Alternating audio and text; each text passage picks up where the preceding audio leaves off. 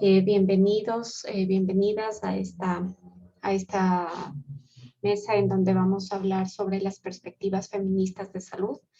Mi nombre es Sofía Ocaña. Yo soy investigadora del Centro de Investigación para la Salud en América Latina de la Universidad Católica del Ecuador. Y para mí es un gusto, ¿no? Y un honor el poder apoyarles como moderadora de esta mesa. En esta mesa vamos a tener 6 ponencias. La primera ponencia, quiero confirmar primero si está la presentadora o las presentadoras, es acompañamiento socioeducativo en las interacciones positivas en el ofrecimiento de la seguridad emocional para fortalecer las familias, la prevención de ciertas formas de violencia doméstica hacia los hijos. ¿Está la presentadora? Creo que no está. Bueno, antes de pasar a otras presentadoras, les quería comentar que las presentaciones son de 10 minutos y les vamos a enviar un mensajito privado cuando estén ya como unos 8 minutos para que puedan más o menos tener su tiempo.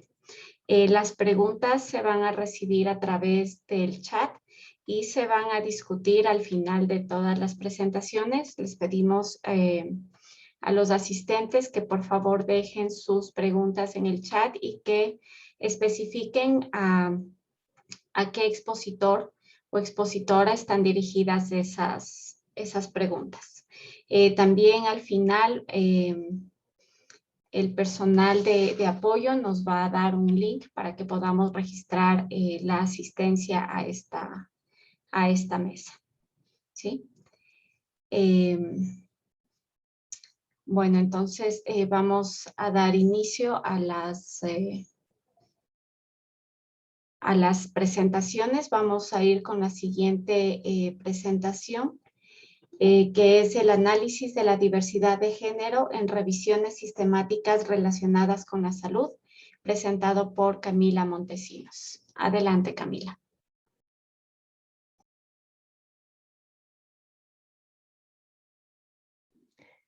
Buen día.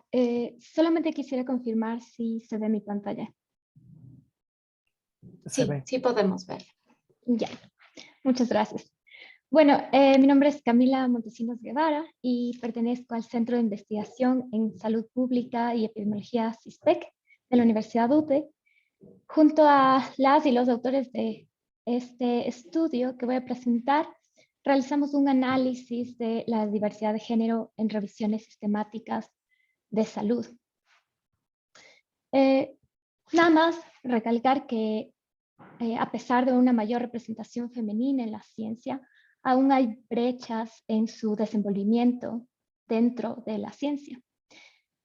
Y bueno, de acuerdo al reporte de Elsevier sobre la perspectiva mundial de género en investigación publicada en el 2017, en promedio las mujeres publican menos artículos científicos que los hombres y también colaboran menos a nivel internacional en artículos científicos y en el desarrollo de investigaciones entre los sectores académicos y corporativos.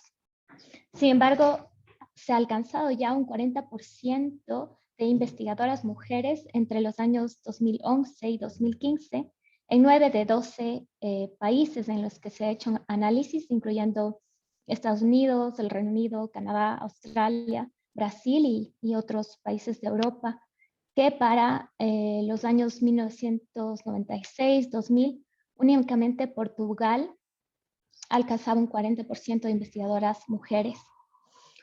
En cuanto a la investigación de género, también está creciendo en complejidad, con nuevos temas que emergen entre estos estereotipos de género y clasificación de género. Si nosotros hacemos una búsqueda rápida en PubMed sobre igualdad sexual o igualdad de género e investigación, podemos encontrar más de 22,000 resultados, entre los cuales incluyen investigaciones sobre la diversidad de género, cómo aporta esta para el descubrimiento científico, para la innovación, cómo se realizan ya estudios en cuanto a la equidad de género en revistas científicas, el desenvolvimiento de mujeres dentro de la investigación en áreas específicas como es la epilepsia, o la inclusión de pacientes mujeres en la investigación, como puede ser de VIH, que hasta hace algunos años no era frecuente su involucramiento. Y bueno, también tenemos otras guías o reportes a nivel mundial, como Global Health 50-50, que es un reporte sobre la igualdad de género en el trabajo, incluyendo en el área científica. Y las guías SAGE, que como su nombre lo indica, es sobre la equidad de género y sexo en la investigación. Son guías de apoyo para autores y editores. Entonces, ¿qué hicimos nosotros en nuestra investigación? Primero hicimos una búsqueda sistemática en Cochrane Library, que es una de las bases de revisiones sistemáticas más amplias y conocidas a nivel mundial en salud. Y nosotros hicimos una búsqueda de revisiones sistemáticas publicadas entre el 21 de julio del 2018 y el 31 de julio de 2020. No aplicamos ningún otro filtro más de las fechas. Y entre dos revisoras extrajimos los datos en base al nombre de los autores y un tercer autor intervino en caso de discrepancias. Los datos que incluimos fueron género de los autores, la autoría, si esta corresponde a primera, última o autoría de correspondencia, el país de publicación, la red Cochrane a la que pertenece y el número de mujeres y hombres en cada grupo o red de Cochrane. Analizamos los datos en RStudio y mediante el software QGIS versión 3 para la cartografía. Entonces, ¿qué encontramos? En primer lugar, encontramos 1,236 revisiones temáticas de la búsqueda en Cochrane Library, de las cuales tuvimos que excluir 20 debido a que fueron etiquetadas como caducadas o retiradas, dándonos un total de 1,212 revisiones temáticas, a las que también tuvimos que retirar 77 porque no pudimos identificar el género de algún autor de la revisión. Para el análisis incluimos un total de 1,139 revisiones sistemáticas. Como pueden ver aquí en este mapa, representa el número de publicaciones por país, siendo Australia, Canadá, Estados Unidos los países que tienen más publicaciones, seguidos por diferentes países europeos como Italia, Irlanda o Brasil. Y después tenemos países que publican en esta área como China, India, España, Sudáfrica. Y bueno, a nivel regional de Latinoamérica es menor el porcentaje de publicación, pero tenemos también publicaciones de México, Colombia, Ecuador, Perú, Chile, Argentina, entre otros. Uno de los primeros datos que quisimos saber es, de acuerdo a la red Cochrane, cuántos autores, autoras y su porcentaje existen. Por dar un ejemplo, en el grupo de abdomen y endocrino hay una mayor autoría masculina que equivale al 56,71%. Pero hay otras redes, como la de músculo esquelético, piel oral y sensorial, que es el nombre asignado por Cochrane, en el que hay un mayor porcentaje de mujeres, siendo este el 56,44%. A nivel global, tenemos un porcentaje bastante similar, siendo el porcentaje de autorías de mujeres del 50,88% y el de hombres 49,12%. También hicimos el análisis de acuerdo a la publicación de papers, a los papers publicados por red. Por ejemplo, existe la red de cuidados intensivos y emergencia, donde tiene un menor número de publicaciones. Y de acuerdo a esto, existe un 32,39% de papers donde hay un mayor número de mujeres autoras que hombres y un 57,75% donde hay más hombres que mujeres de autores. Sin embargo, hay otras redes como la de familias e infantes que tiene un mayor número de publicaciones y en cuanto al porcentaje, existe un mayor porcentaje de autoras mujeres que hombres, a diferencia de hombres que mujeres. Lo que aquí nos preguntamos es por qué en ciertas redes hay más autoría de hombres que mujeres o más mujeres que hombres. ¿Qué razones hay detrás de esto? Y bueno, es una pregunta que no respondemos a través de nuestra investigación, pero queda a futuro. De manera general, a nivel global, el porcentaje de de papers donde hay más mujeres que hombres es similar al que hay más hombres que mujeres, siendo este el 45.13 y el 42.49% en cada uno. Únicamente el 12.38% tuvo igual número de autorías de mujeres y hombres. Y también quisimos saber, en cuanto a la autoría de prestigio, qué lugar ocupan las mujeres en cuanto a la primera autoría, a la última autoría y a la autoría de correspondencia. Igual, por poner un ejemplo, en las redes de cuidados intensivos de emergencia o en la de salud mental y neurociencias, tenemos un mayor porcentaje de primera autoría de mujeres y de autoría de correspondencia, siendo el 49.3% para cuidados intensivos de emergencia en ambos casos y el 63.07% de primera autoría para salud mental y neurociencias y el 57.95% en autoría de correspondencia. Sin embargo, en ambos casos tenemos únicamente un porcentaje de 33.8 y 38.6 en cada red de la última autoría. Y esto también se refleja a nivel global, siendo un 40.3% de mujeres que ocupan la última autoría y estos se ven de manera mayor en la primera y en la autoría de correspondencia. Entonces, ¿qué nos dice esto? ¿Cuál es la probabilidad de que una mujer o un hombre ocupen las autorías de prestigio? Sobre todo esto en el área de salud, que es muy conocido, ¿no? Tenemos en cuanto a la probabilidad de las mujeres de ocupar la primera autoría o una coautoría en la publicación, esta es mayor. Sin embargo, la última autoría, la probabilidad de ocupar esta última autoría es menor, a diferencia de los hombres que tienen una mayor probabilidad de ocupar esta autoría, que generalmente la última autoría es el líder de la investigación. Y además calculamos el índice de prestigio, que este índice se refiere a la probabilidad de ocupar una autoría de prestigio en el que la primera y la última autoría tienen un mayor peso en este índice y la coautoría tiene un menor valor.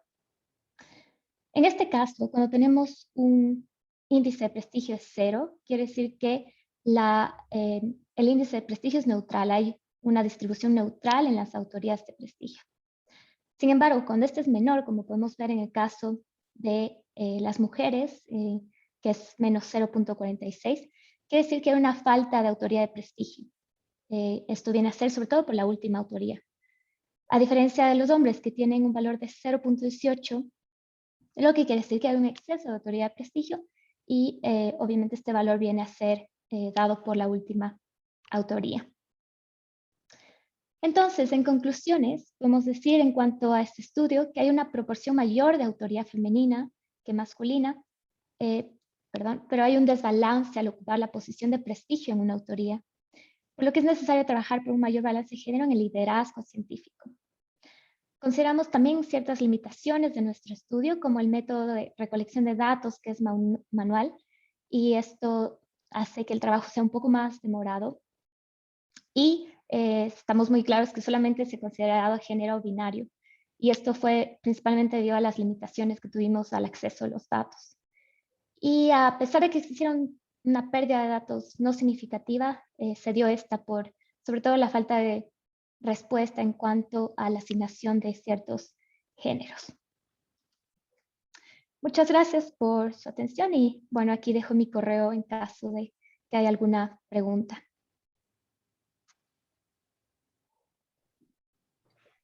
Muchas gracias, Camila, por tu participación, que estamos reuniendo las preguntas para poder hacerlas al final. Vamos a seguir con nuestra siguiente charla. Gracias. El título es Inestabilidad laboral y violencia intrafamiliar, factores que inciden en la migración de tarqueños. Nuestra presentadora es Aura Guerrero. Aura, tienes la palabra.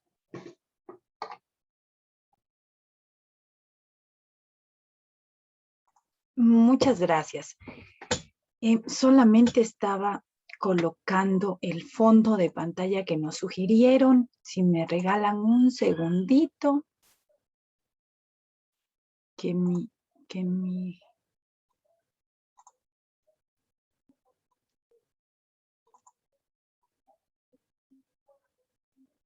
Y enseguida les proyecto.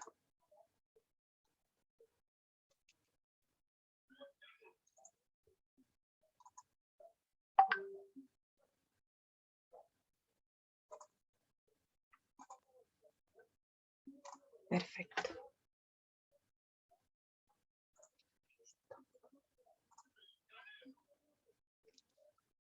Bueno, muy buenos días.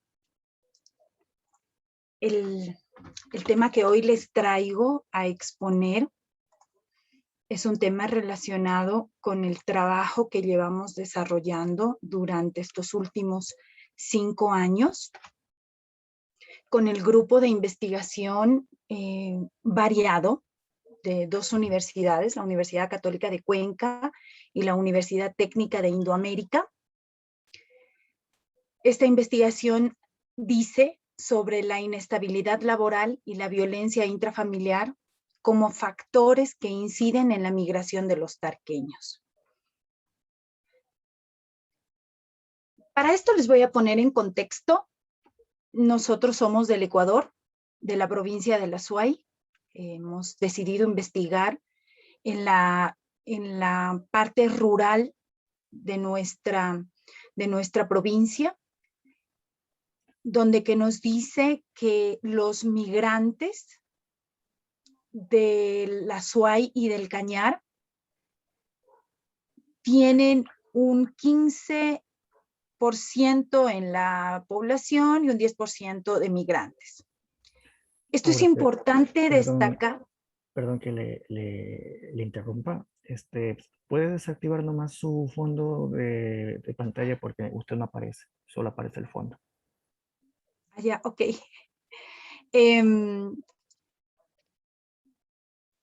Solamente déjeme ver otra vez el fondo y lo pongo como ninguno. Ok. No, quítele, desactívele. Ya le puse. Lo que pasa es que creo que tengo problemas con mi video. Apáguele la cámara y vuelva a encender y siga nomás. Pero, perfecto. Sí, ¿Ya? apáguele la cámara porque sale un cuadro naranja. Mejor vemos su foto. Está bien. Ok. Sino que ya. Ahí ya está mejor. Perfecto. Disculpe, Ya. siga. No se preocupe. Entonces, estimados, nos pareció interesante investigar por qué las personas de la parte rural se van. Y una realidad común en el Azuay y en el Cañar es que migren a los Estados Unidos. Otro factor importante, ¿sí?, es que la parroquia de Tarqui es una parroquia rica en recursos ganaderos, en recursos agrícolas, en recurso de gastronomía, ¿no? Pero la población rural ha disminuido significativamente a partir del fenómeno de la migración. Y se ha ahondado más porque justamente estábamos revisando, estábamos volviendo a contactarnos con aquellas personas que les hicimos el estudio y nos decían que no, que con esto del COVID ha empeorado aún más la migración. Entonces, esto es importante, me gustó mucho colocarles aquí esta gráfica. Esta gráfica es tan solo de ayer, de hoy en la mañana. Estos son 150 migrantes, 137 migrantes que los habían encontrado, que son nuestros y que en la mayoría, como se puede apreciar, son hombres, ¿no? Entonces, esto nos da un escenario en donde pone de manifiesto a la mujer como protagonista de la actividad laboral en la parroquia de Tarqui. Entonces, a este hecho se le suma una visión negativa que las personas tienen del campo y de la actividad agrícola en sí. Por lo tanto, la población del campo experimenta la desaparición progresiva de los saberes y prácticas culturales de sus pobladores. Y a la vez es una creciente participación en actividades diferentes a la agricultura. ¿Cuáles son estas actividades? Estas actividades van desde la gastronomía, desde adquirir otros roles, como es el irse a trabajar en empleos, en subempleos diferentes a lo que ellos dominan y tienen mucho conocimiento, ¿no? Entonces, ¿cuáles fueron los objetivos de nuestra investigación? De nuestra investigación nos hemos propuesto desarrollar un diagnóstico sobre las características de la emigración en la parroquia Tarqui y definitivamente identificar cuáles son las características de la emigración en este cantón, ¿no? Como diagnóstico, quisimos hacer un levantamiento de línea base que se lo hizo en el 2015, para a partir de ahí empezar a trabajar con nuestra población de estudio. En la investigación cuantitativa se utilizó el experimental transversal, recolectando datos en diferentes momentos entre el 2015 y 2020. Esto con la finalidad de ir avanzando e ir proyectando una serie de tiempos para poder realizar el análisis.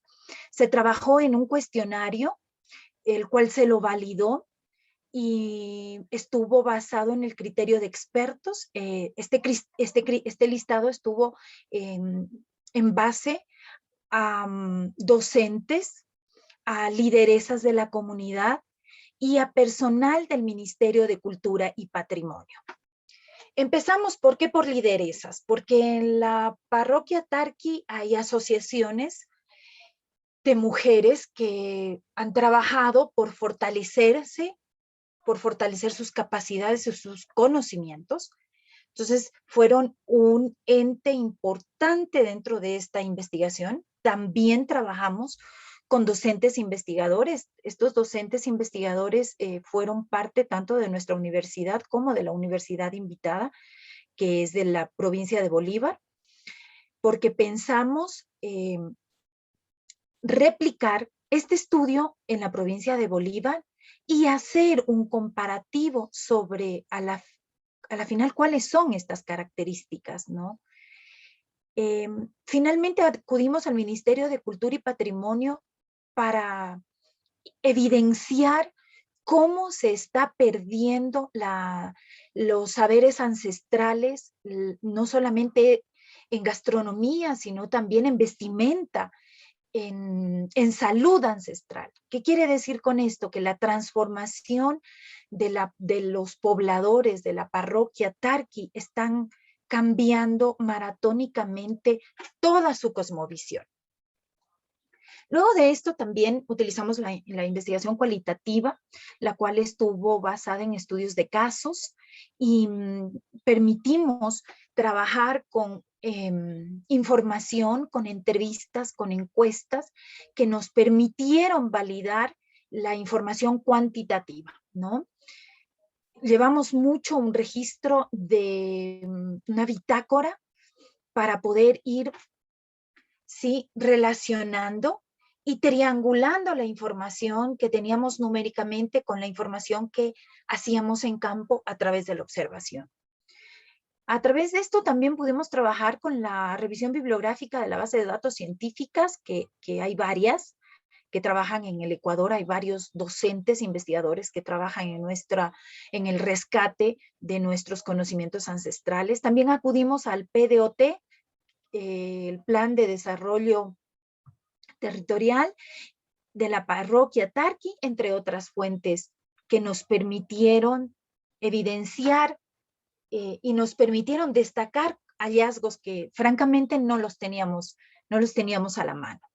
Dentro de los resultados podemos evidenciar de que sí está la agricultura, sí está la ganadería, pero con la migración, la ganadería nosotros estamos poniendo el 1.5% de la población, pero con la migración, cuando empezamos en 2015, la ganadería estaba con un 4.5%, y hasta el 2020 bajó al 1.5%, es decir, la producción bajó, pero aumentó en otros sectores que no están, y otros sectores no definidos, los cuales los entrevistados no querían decir en dónde estaban trabajando, las mujeres decían que no, que se guardaban y se reservaban ese comentario. Entonces, dentro de los otros sectores estaba como vendedores informales, estaba como trabajadoras ocasionales. Entonces, estos dos sectores ahora son nuestro objeto de estudio para continuar con nuestra investigación. Ahora, ¿quiénes se fueron? Los que se fueron, si nosotros nos podemos dar cuenta, nuestros porcentajes, la mayoría son hombres, la mayoría que migran son hombres. ¿Y cuál es el destino principal de ellos? Es simple y sencillamente los Estados Unidos.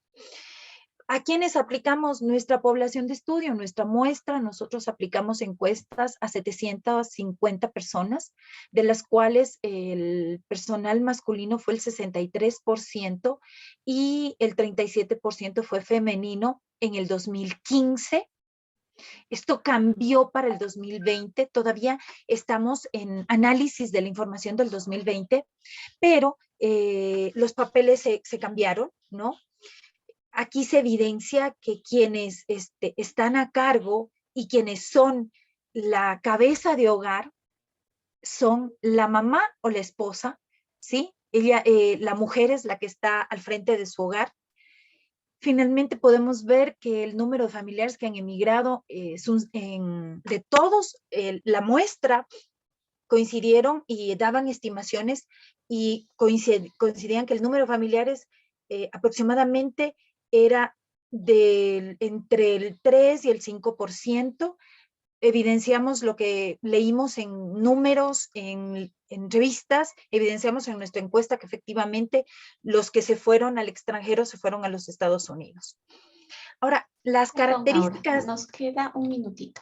Perfecto, sí, ya estoy terminando. Las características que influenciaron para la desintegración de la familia para que se vayan a Estados Unidos fueron básicamente por falta de empleo, barreras, y esto es importante, barreras de ingreso a las instituciones educativas. Otro hallazgo que nos encontramos fue con que esta población, que es básicamente en su mayoría comunidades indígenas, estaban acechadas por los vicios, entre ellos el consumo del alcohol y el consumo de la marihuana, además de nuevas culturas adaptadas como son agrupaciones, es decir, bandas, es decir, grupos sociales que se autodenominaban, por ejemplo, están mucho enrolados con esto del rock, con esto de los skateboard y se tienen sus denominaciones que no hay traducción ni al español, pero que ellos le tienen sentido, como por ejemplo, se llaman los rolo indios, se autodenominan, ¿no? Pero dentro de estos grupos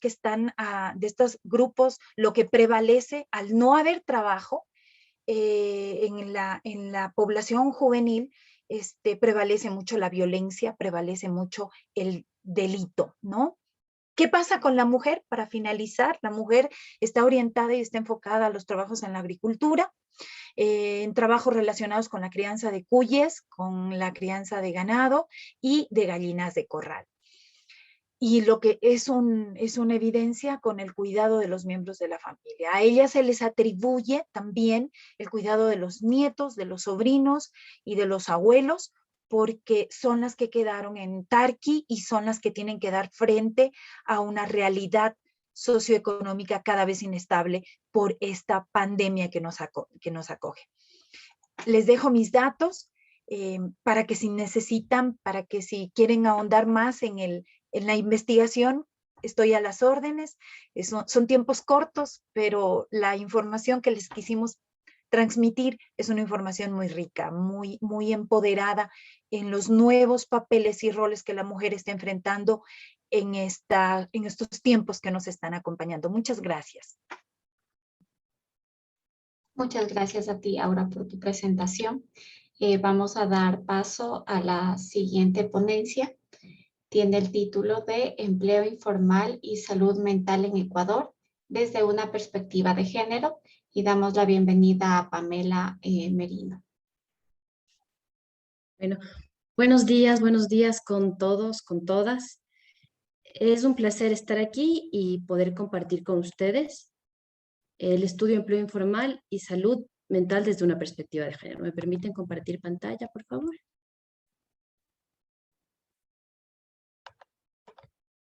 Ok. Bueno, este estudio lo realizamos junto a Clever Sango Calo con el apoyo de la Facultad de Ciencias del Trabajo y Comportamiento Humano de la Universidad Internacional SECA. Me gustaría empezar contando un poquito sobre el empleo informal, lo que sabemos sobre género y salud, ¿no? De esa interacción. Entonces, en primer lugar, bueno, el empleo informal, que podríamos entenderlo como una situación en el mercado laboral donde la población trabajadora no está protegida bajo la legislación laboral y tampoco tiene protección social. Es una característica estructural y permanente de los mercados de trabajo de América Latina y el Caribe. Es importante mencionar que el empleo informal es mucho más, bueno, no mucho, dependiendo de los países, puede ser más frecuente en el caso de las mujeres y en poblaciones también más vulnerables. En Ecuador, aproximadamente el 60% de la población tiene un empleo informal. Por otro lado, se ha reconocido al empleo informal como un determinante fundamental de la salud tanto física como la salud mental. La evidencia disponible, por ejemplo, de Ludermir, Santana, Newman, de López, en los países de la región, han mostrado que las personas con empleo informal tienen una mayor probabilidad de tener problemas de salud mental en relación a las personas con empleo formal. Y muchos de estos estudios lo que nos muestran es que esta asociación se presenta con mayor frecuencia en la mujer. Pese a esto, el empleo informal ha sido una de las condiciones menos estudiadas desde la salud pública. Ha sido muy poco estudiado desde la salud pública.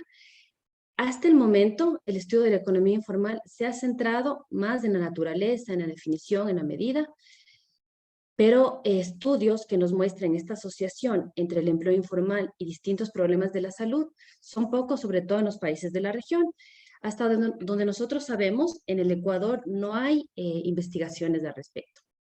Por lo tanto, nosotros nos propusimos, como objetivo de nuestro estudio, analizar la asociación entre el empleo informal y la depresión en la población ecuatoriana, tomando en cuenta diferentes perfiles de informalidad, y además quisimos también examinar si los patrones de asociación difieren según el género. Okay. Entonces, ¿qué es lo que nosotros decimos? Bueno, se trató de un estudio transversal basado en la sexta encuesta de condiciones de vida del 2014, que incluyó a 109.694 personas, ¿sí?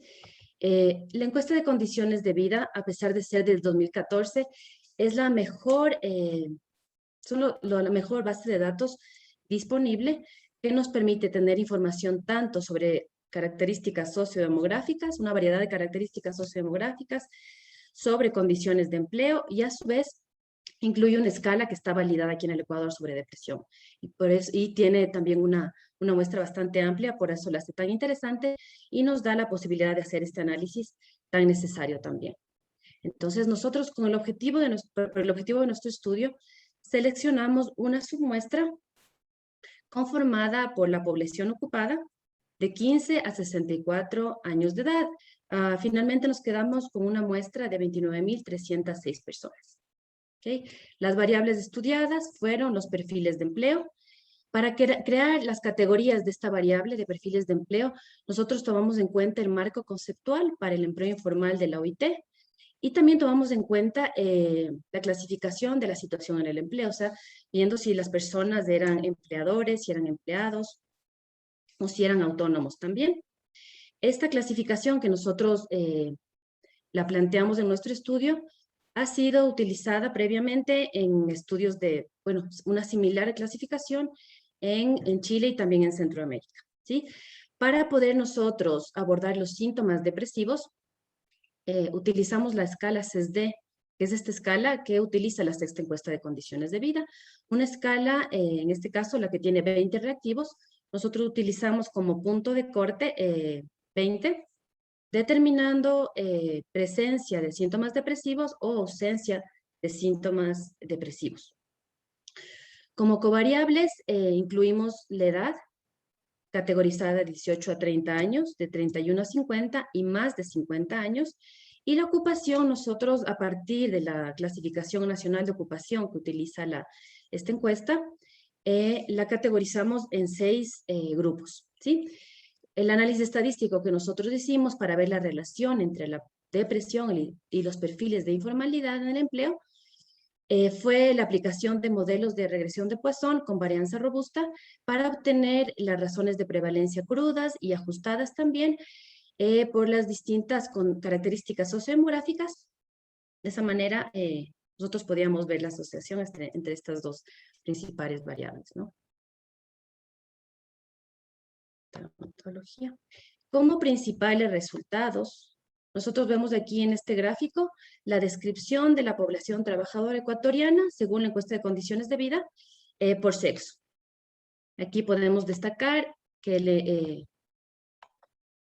las mujeres, la proporción de mujeres en el empleo informal era de un 64%, mientras que en los hombres de un 56%. Si nosotros vemos un poquito más profundo, desglosamos un poquito más esto de empleo formal e empleo informal y vemos estos perfiles de informalidad, cabe notar que los hombres se concentran más como formales dependientes, mientras que las mujeres en relación a los hombres están en una mayor proporción como informales independientes. ¿Sí? Con respecto a la ocupación, también hay diferencias importantes, sobre todo las mujeres ocupan con mayor frecuencia oficios de trabajadoras de servicios y vendedoras, mientras que los hombres en una mayor proporción, en una proporción destacable, están concentrados como trabajadores manuales cualificados.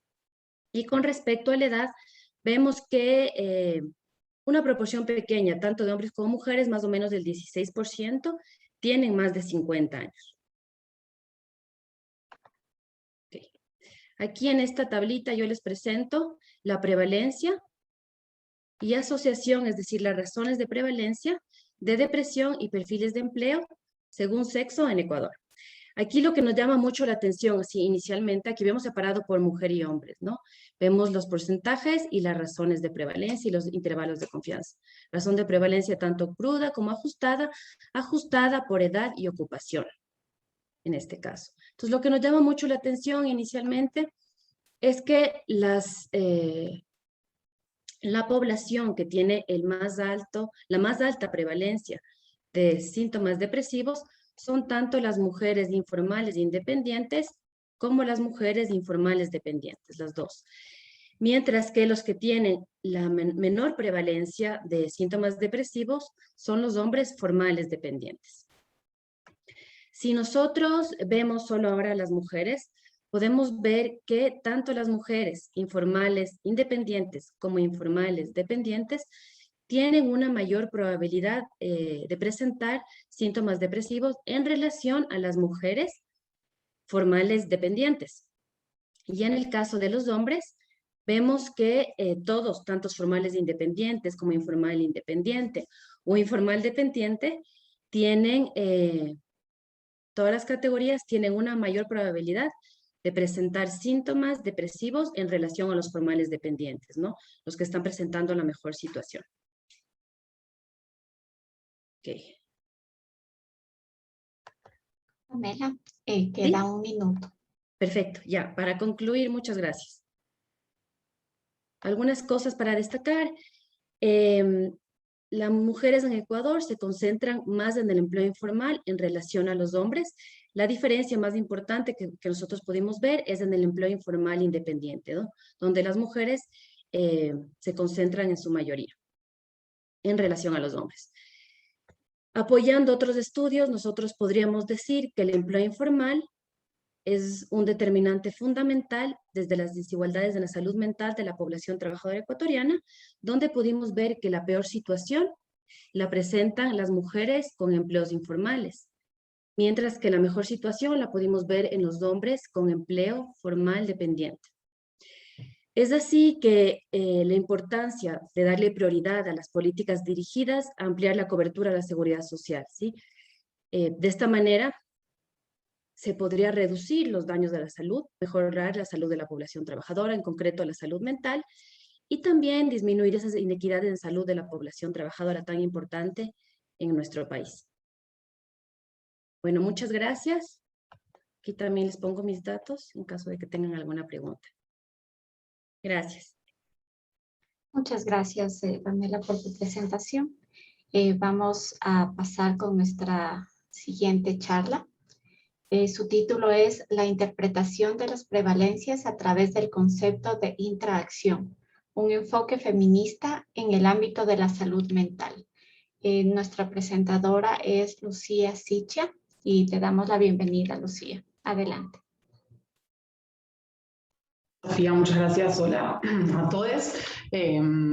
Bueno, en principio, perdón que llegué justo sobre la hora porque no me podía conectar, así que no tengo idea de si hay alguna indicación relativa al prendido o apagado de cámaras, pero como no tengo presentación, si estamos en condiciones estructurales desde el Congreso, me gustaría que las personas que pueden y quieran prender la cámara, genial. Gracias Camila, que ya la tenés prendida, y Sofía también, porque si no me siento hablando sola. Gracias Aura. Bueno.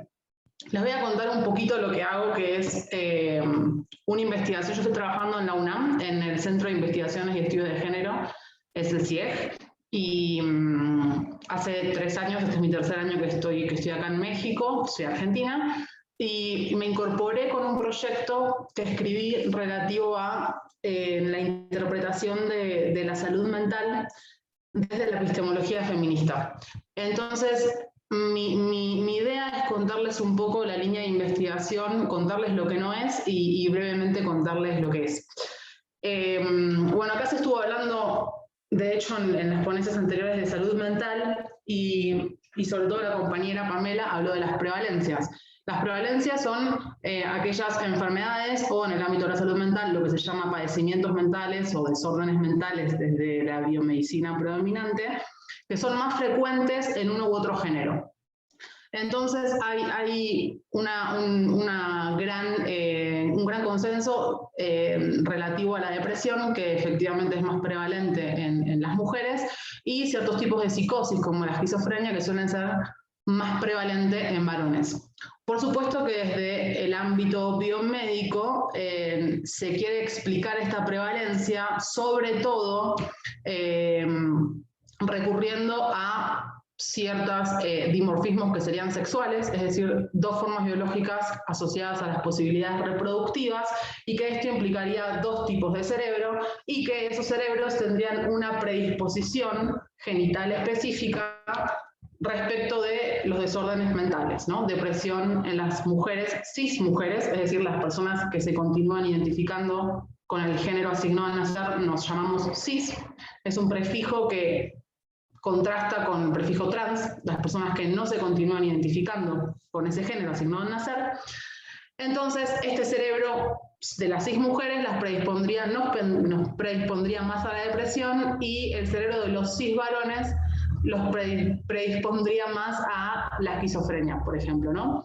Hay críticas a este tipo de discurso y vienen sobre todo de la sociología. La sociología ha señalado, y a mi consideración de manera muy válida, que hay otros factores que pueden explicar estas prevalencias y tienen que ver, por ejemplo, con desigualdades estructurales, esto que planteaba Pamela, ¿no? Relativo a los tipos de trabajo, a las presiones, a las subjetividades, y que tienen que ver mucho con los diagnósticos mismos de estos desórdenes que están generizados, los síntomas que hay que cumplir de alguna manera para que te diagnostiquen depresión son síntomas en sí mismos generizados de manera femenina, ¿no? Tienen que ver con síntomas que se llaman internos, es decir, ciertas formas de angustia, falta de comunicación, desmotivación, etcétera, y hay una generalización masculina en la psicosis que tiene que ver con síntomas externos o públicos, y hablamos de una conducta conflictiva, un problema conductual que afectaría el espacio público laboral históricamente masculino.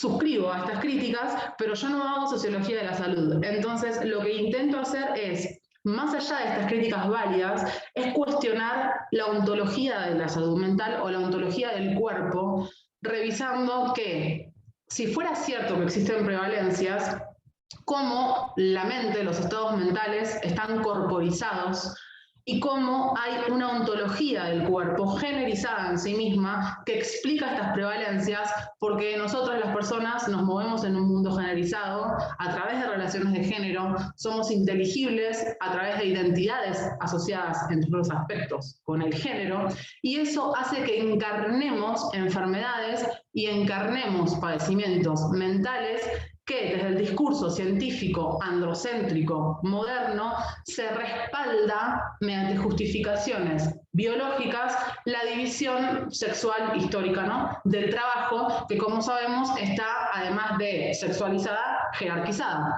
porque todo lo asociado a lo masculino vale más que lo asociado a lo femenino. Entonces lo que propongo es retomar el concepto de interacción. Es un concepto que viene de Karen Barad, que es una de las referentes de los llamados nuevos materialismos feministas, con los cuales trabajo, y los nuevos materialistas son muy interesantes porque lo que proponen es romper con la dicotomía también androcéntrica y que retrotrae a la ciencia moderna desde el siglo XVII, asociada a pares de valores que se tornan o se interpretan como excluyentes y exhaustivos. No hay nada más que esos dos pares. Y acá nos encontramos con pares muy familiares, como por ejemplo naturaleza-cultura. Este es un par dicotómico. Se es natural o se es cultural. Son excluyentes y además agota el universo de discurso, como sostiene Diana Mafia, a quien suscribo, y es decir que no existe nada más que esas dos categorías.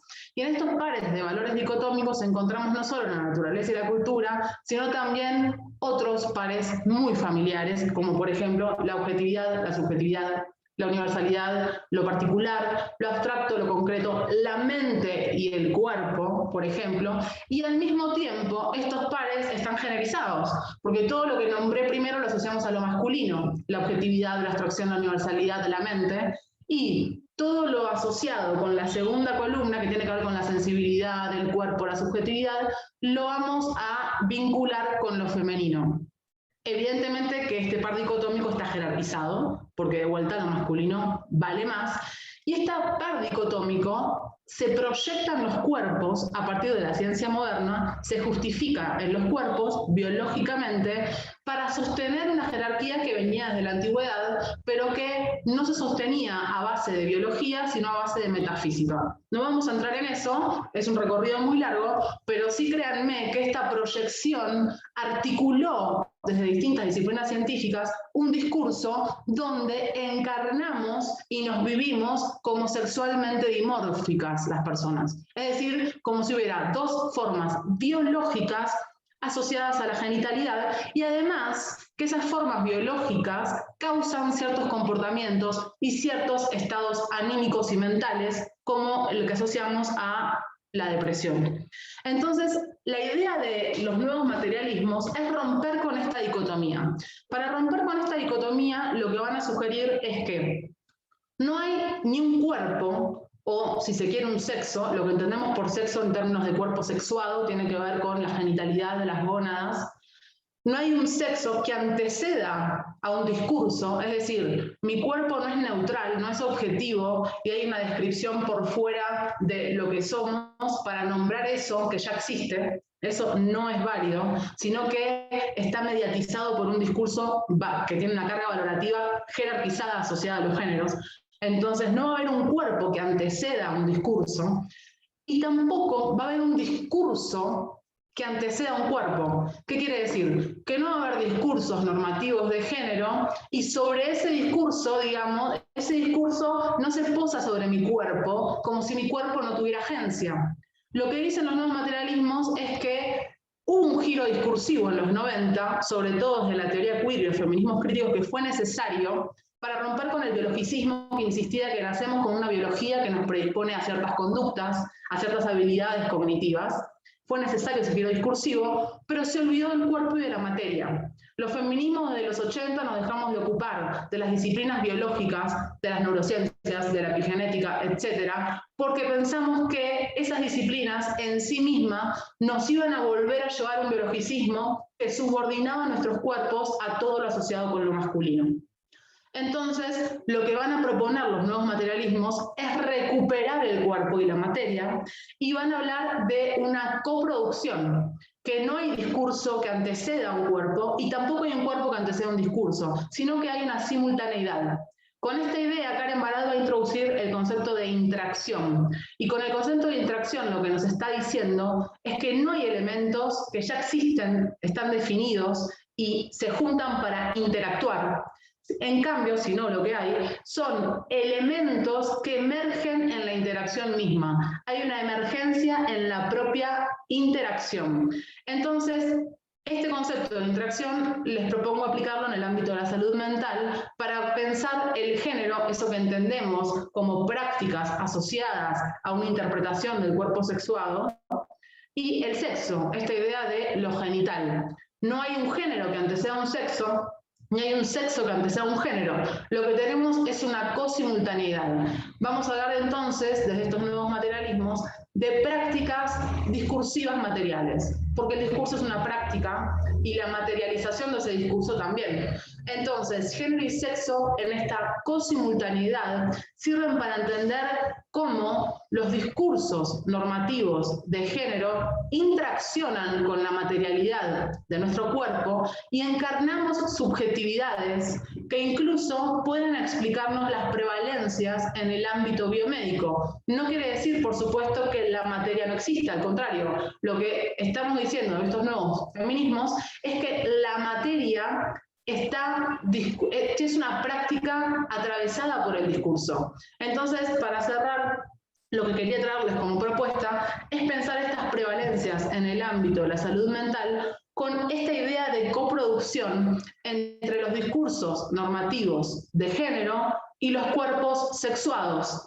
Cuerpos que en sí mismos están atravesados por un discurso y por eso lo interpretamos como dimórficos, como si hubiera solo dos formas asociadas a las posibilidades reproductivas.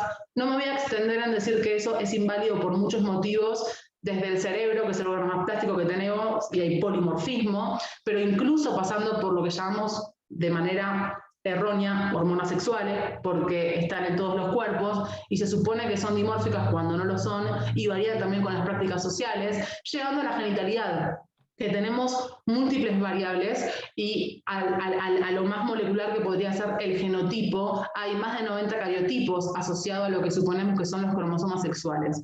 Pero entonces esta idea... Sí, estamos sobre el tiempo. Okay.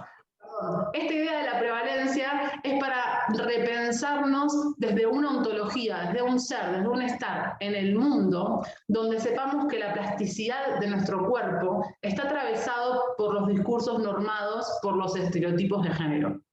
Voy a cerrar acá porque así no me excedo. Gracias, Sofía. Gracias a ti, Lucía, por tu presentación. Vamos a dar paso a nuestra siguiente charla. El tema es transversalización del enfoque de género en educación médica en Ecuador, y nuestra presentadora es Ana Lucía Martínez. Ana Lucía, tienes la palabra. Muchísimas gracias, Sofía. Gracias por el espacio. Si me dan un segundo, solamente voy a compartir la pantalla. Y porque no encontraba... aquí está. Ok, entonces, si me permiten compartir la pantalla, por favor. Sí, adelante. Aquí está. ¿Sí se puede ver? Sí podemos ver tu pantalla. Bueno, me presento. Mi nombre es Ana Lucía Martínez. Soy médica, soy docente, investigadora, becaria del programa Fogarty de bioética de la Flaxo en la Argentina. Y he dedicado mi investigación, digamos, desde mi maestría en Flaxo, en estudios de género, a investigar sobre los temas relacionados con género. Empecé con el tema de violencia en la educación médica, que ha sido un revuelo en el Ecuador, y la presentación del día de hoy hace referencia a lo que yo he planteado para mi investigación doctoral en el doctorado de Ciencias de la Salud de la Universidad Rey Juan Carlos de España. Entonces, esta nueva teoría, digamos, en la educación médica, de la transversalización del enfoque de género, es de lo que les voy a hablar el día de hoy. Entonces, empezando por esta imagen que me parece que dice un montón, ¿no es cierto? La transversalización del enfoque de género, o el enfoque de género como tal, es simplemente una mirada distinta, una mirada, yo sí me atrevería a decir que revolucionaria, que viene desde los estudios feministas, desde la teoría feminista, como una herramienta teórica que nos permite entender y dimensionar y cuestionarnos las dinámicas entre hombres y mujeres, y también las dinámicas que incluyen a las diversidades, más allá de lo que ya Lucía nos había puesto en contexto de las dinámicas dicotómicas de lo masculino a lo femenino, ¿no? Entonces es analizar esta realidad discursiva dicotómica que tenemos en la actualidad. Entonces, alguna vez que fui a dar una charla relacionada con la transversalización, me di cuenta que el término no estaba muy claro. Entonces yo creo que les voy a poner, en ese momento se me ocurrió una forma de poderlo entender, y cómo entendemos o cómo entender la transversalización, o cómo entender el sistema patriarcal o el sistema machista. Pensémoslo en una casa. Sí, y esta casa puede ser la estructura social, puede ser una estructura familiar, puede ser una estructura académica, por supuesto, pero cada una de las partes de esta casa está atravesada justamente por este sistema patriarcal, y podríamos decir que se asienta la casa, o los cimientos de la casa son el patriarcado, se levantan las paredes del machismo, ¿no es cierto? La argamasa que la sostiene puede ser el tema de la desigualdad, el tema de la inequidad. Al final tenemos en el techo los roles de género, los roles sociales de género, que ya Lucía nos daba también un contexto, y cómo un poco van quedando por fuera cosas como la educación. También como parte de esta casa tenemos las situaciones de violencia, las desigualdades, y si ustedes se fijan en el lado derecho de la pantalla, en cambio, el enfoque de género llega de cierta manera como esta bola de demolición que cuestiona totalmente esta estructura, y que en algún momento que a mí me preguntaban, bueno, ¿y cómo vamos a transversalizar? ¿O qué podemos hacer para transversalizar? Entonces, transversalizar es transformar. En principio, es destruir y reconstruir o deconstruir también estructuras sociales e institucionales que son históricamente desiguales e injustas, ¿no es cierto? Ahí está un poco, hay un error en la diapositiva, es injusta, y que además de eso atraviesan a hombres y a mujeres, ¿no? Es decir, cuando se piensa que el patriarcado solamente nos afecta de manera negativa a las mujeres, pues evidentemente sabemos que no, sabemos que el peso del patriarcado también aplasta a los hombres y obviamente a las diversidades sexogenéricas. Entonces, la idea es plantearnos esta casa que ha sido demolida, ¿no es cierto?, que tenemos que demolerla desde los estudios de género y la teoría feminista y la epistemología feminista también, y empezar a pensar. Yo he puesto algunos nombres a los nuevos materiales que hay que utilizar, pero depende en realidad de cada uno. Ir pensando, por ejemplo, en estos enfoques transversales de derechos humanos, de educación, de equidad, de igualdad, la intergeneracionalidad, la interculturalidad, las diversidades, las mujeres, los hombres, y cómo en ese sentido el enfoque de género en sí mismo es uno de los enfoques más amplios. No hay tal cosa como que es restrictivo o excluyente, sino más bien al contrario, ¿no? Las reflexiones que vienen desde la teoría feminista, desde las epistemologías feministas que aterrizan en la mirada de género, son extremadamente amplias, extremadamente inclusivas, ¿no es cierto? Y en ese sentido permiten hacer transformaciones desde casi todos los enfoques que nosotros nos queramos plantear. Por lo tanto, la nueva construcción de esta casa, ¿no es cierto? En algún momento me preguntaban si es que el feminismo por sí mismo lo puede hacer. Yo decía, volviendo al ejemplo de esta casa, si regresamos, ¿no es cierto?, a la anterior, sería quitar una ventana y poner otra ventana más bonita, pero la estructura se sigue manteniendo. Entonces, hasta que no hagamos un cambio en la estructura de base, en los cimientos, va a ser muy difícil y vamos a tener más bien un edificio que va a estar tambaleando porque sus bases van a seguir siendo patriarcales, van a seguir siendo machistas y más bien va a empezar a ser frágil, como ha pasado justamente cuando hemos logrado a través del feminismo o a través de los estudios de género, hemos logrado hacer algunos cambios, pero no terminan siendo cambios estructurales o cambios de fondo.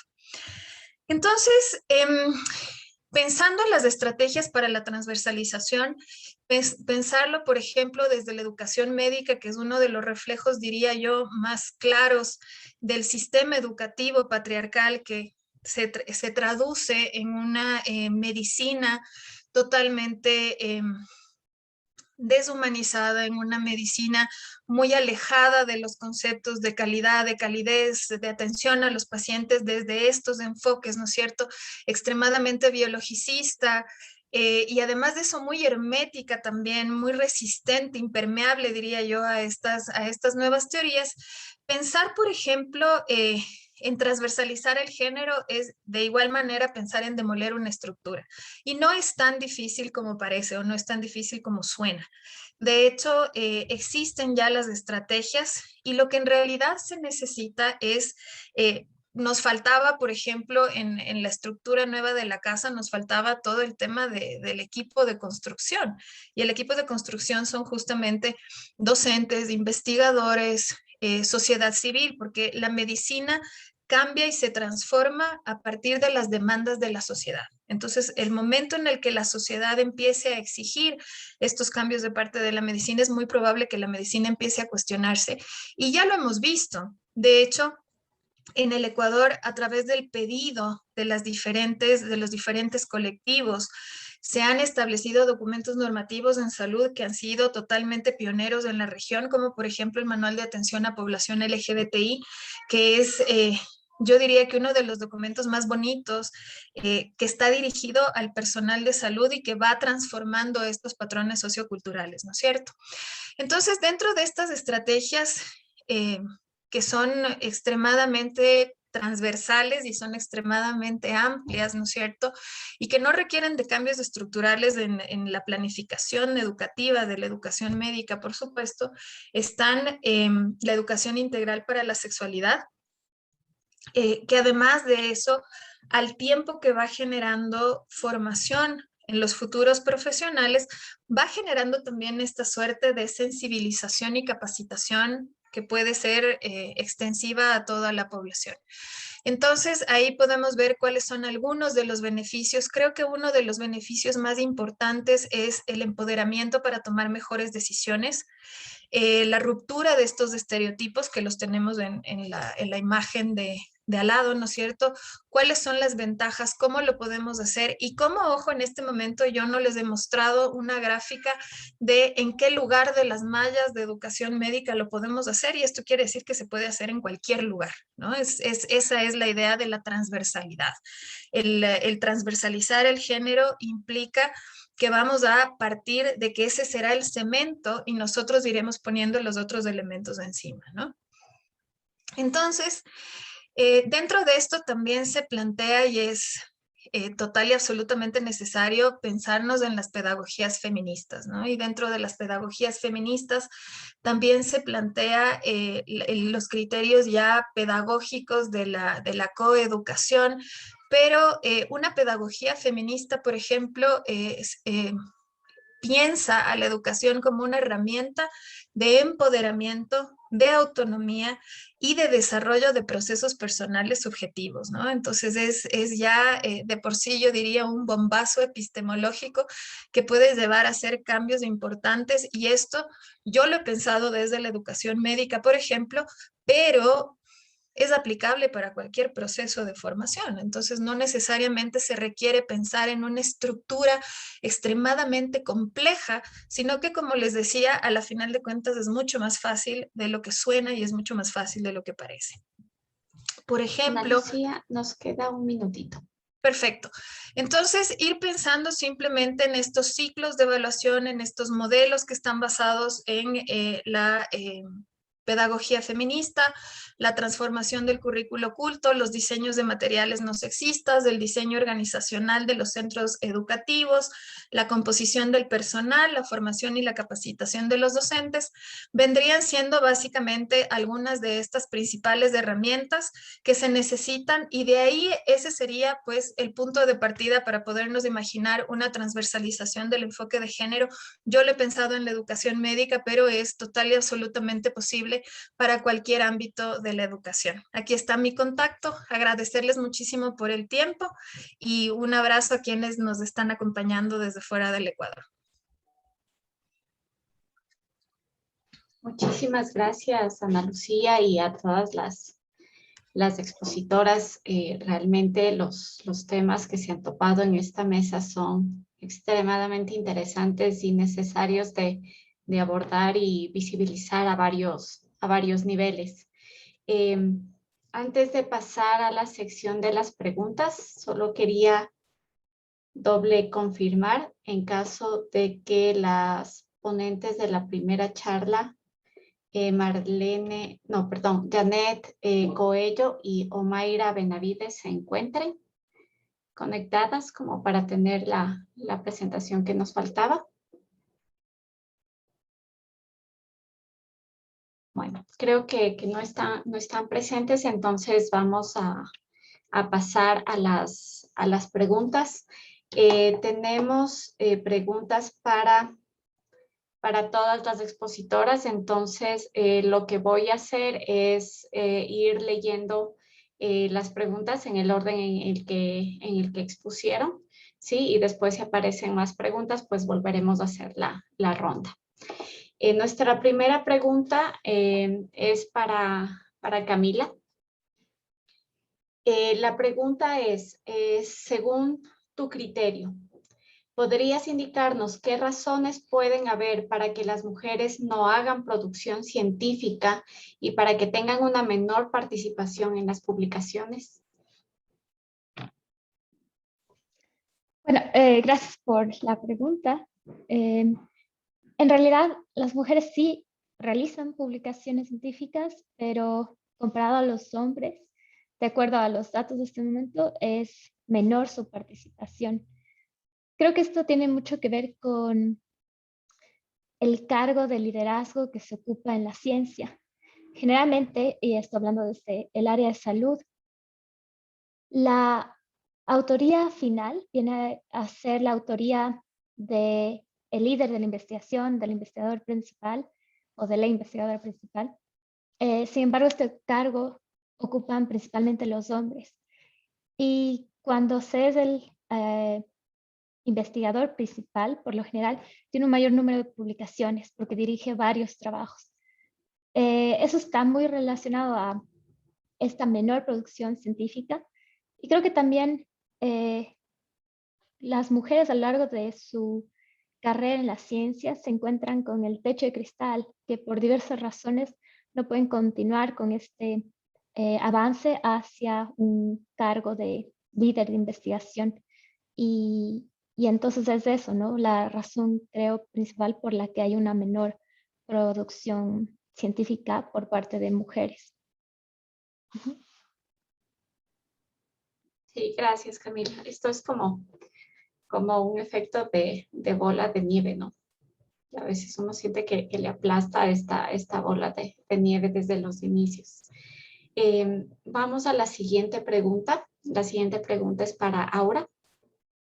La pregunta es, en base a su investigación, ¿podría resaltar qué estrategias o soluciones se han implementado para dar solución a la problemática planteada?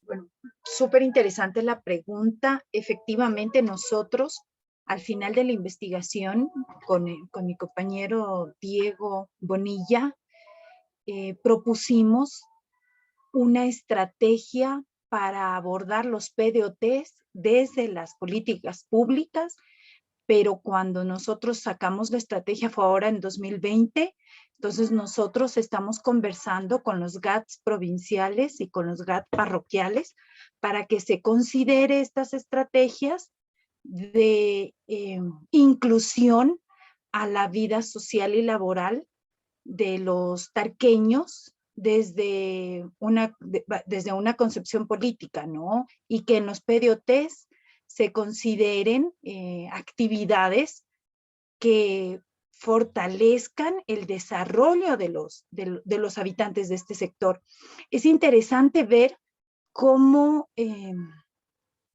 los vicios, como lo dije, cómo la falta de acceso a la universidad bloquean las ganas de superación de los jóvenes, tanto de hombres como de mujeres, porque al no poder acceder a la educación superior, entonces ellos ya les da lo mismo terminar el colegio o su formación de bachillerato que quedarse sin hacerla, porque no dan, ellos ven en sus mayores que como ellos no aprobaron y teniendo la misma educación, si ellos no aprobaron, entonces mucho menos van a aprobar los que vienen detrás, ¿no?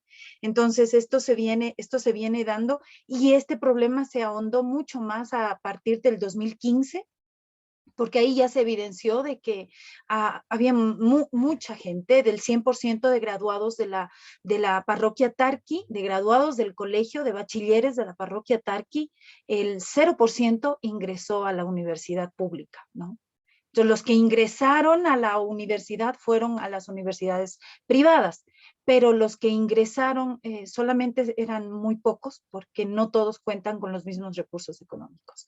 Entonces, nosotros planteamos una estrategia para los PDOTs. Los PDOTs se los hacen desde 2021 para empezar, son por 5 años, entonces nosotros estamos trabajando allí para ver si influimos y aportamos un granito de arena con actividades principalmente de fortalecimiento artesanal para fortalecer cadenas productivas, que es otro enfoque de investigación, cadenas productivas artesanales, cadenas productivas agrícolas, para empezar en primera a empoderar a las personas desde su origen, desde su esencia, y a rescatar el amor hacia desde su vestimenta. Porque allá la transformación es grande, ya no hay personas que usan, acá les llaman polleras, ya no hay personas que usan polleras, ya no hay personas que usan sus trajes típicos, sino muy por el contrario, se dejan influenciar por toda esta globalización, por todo esta cosmovisión nueva de que los estereotipos, cómo nos aceptan los estereotipos fuera, ¿no? Entonces, esperemos que tengamos oídos, porque eso ya es parte de la gestión pública. Entonces, como investigadores, nosotros daremos batalla hasta lo último para que consideren estrategias de cambio dentro de la administración y dentro de proyectos que pueden generarse desde la administración para empoderar a los jóvenes, a las mujeres, a seguir formando y fortaleciendo un futuro mejor que a la final les va a incidir a ellos, ¿no? Sí, gracias. Ahora, creo que es un punto muy importante el que topas, ¿no? El que exista esta unión entre la investigación y una influencia directa con las políticas públicas, que es realmente para lo que trabajamos y a veces, pocas veces se ve, ¿no? Somos Pocas escuchados. Exacto, se materializa. Tantas cosas que están ya vistas, están descritas, están analizadas. Es uno de los retos que tenemos en la parte de investigación. Sí, Gracias. aunque te interrumpa solamente, lo que tú dijiste es muy importante y destaco.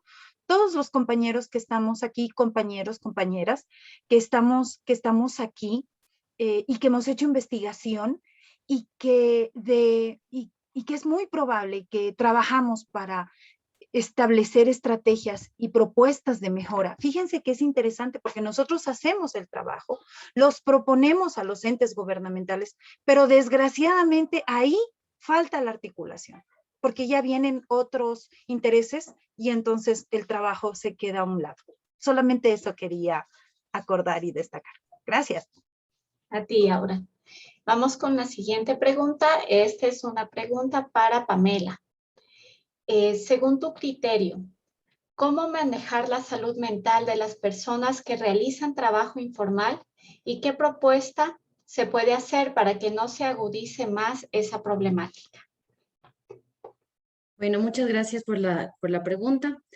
Bueno, si bien con las personas que ya tienen diagnóstico de depresión, se requiere atención médica, psicológica, eso es súper importante. Y claro, desde ese punto de atención curativa, es importante primero reconocer la enfermedad, ¿no? Que muchas veces no se reconoce, el paciente no la reconoce, no acude, el profesional a veces necesita mayor formación, tal vez el profesional de atención primaria, que es el que primero ve a la persona y no le atiende. Es indispensable, ¿no? La parte de curar la enfermedad, sobre todo en una patología que es bastante prevalente, como la depresión en nuestro país. Pero como vimos en mi estudio y que apoyan también otros estudios, la peor situación que encontramos es en las mujeres trabajadoras con empleo informal. Sí, tenían una muy alta prevalencia de síntomas depresivos y eso se ve también en otros estudios realizados en Centroamérica. En Chile se vio un patrón similar. Entonces, claro, como en este caso el empleo informal estaría operando por diferentes mecanismos, o sea, por una parte, privación material, por otro lado, la dificultad en el acceso al sistema de salud, a medicamentos, a atención preventiva. También se ha pensado que la precariedad laboral, que no es lo mismo que informalidad, también podría estar mediando, ¿no? En esta relación, las personas que tienen empleo informal, además tienen peores condiciones laborales, o sea, se ven expuestos a a factores de riesgo laborales más nocivos. También están expuestas a jornadas laborales más extensas que la población con trabajo formal. Entonces, es una problemática que debe ser abordada desde fondo, ¿no? Como dijo ahora, o sea, nosotros lo que queremos es, de alguna manera, llamar la atención en base a nuestras investigaciones para que los agentes implicados, o sea, puede ser también desde la empresa, podría ser, pero a nivel de políticas públicas, para que mejore esa cobertura de la protección social para todos y todas, por un lado, pero también hay esa problemática de género, ¿no es cierto? Porque vemos que las mujeres son las más afectadas. Entonces, lo que podría estar pasando es que esa combinación del trabajo remunerado y no remunerado, que puede ser peor en las mujeres con trabajos informales, que es peor en las mujeres con trabajos informales, porque no tienen los recursos para tal vez llevar a sus hijos o a las personas dependientes o ancianos a que otras personas les cuiden y tampoco, o sea, no se ha conseguido esa corresponsabilidad en los cuidados, es más compleja. Tiene que ser abordada en las políticas públicas también desde una perspectiva de género, ¿no? Entonces, donde todos los agentes implicados, Estado y también empresas aquí colaboren para alcanzar esta corresponsabilidad. Entonces, creo que son varios ejes que hay que abordar en este problema. Okay. Sí, gracias, Pamela. Y realmente una de las cosas que más me llamó la atención a mí es el resultado en las mujeres con trabajo informal o con trabajo de dependencia. La carga que se tiene más allá del trabajo es tan alta que nos pone en un nivel de vulnerabilidad que no es considerado y no es visibilizado, ¿no? Se lo normaliza, como que un exceso de carga de trabajo para las mujeres es como normal. Muy interesante la problemática. Ahora Muchas gracias. Quiero hacer un pequeño paréntesis en las preguntas porque tenemos ya la presencia de nuestra expositora que nos faltaba. Hubo un error en las salas y ella estuvo en otro lado, pero ya está aquí con nosotros y quisiera aprovechar para poder dar paso a su presentación y luego terminamos con las preguntas que tenemos para Lucía, para Ana Lucía también. Y si tenemos preguntas también para Janet. Janet, bienvenida. Estás con el micrófono. Sí, gracias. Mil disculpas. Lo que pasa es que me fui a la sala A porque supuestamente estaba en la sala A, pero ahora resulta que estoy en la C. Me toca, ¿no? Como coincidentes Sí, pascuales.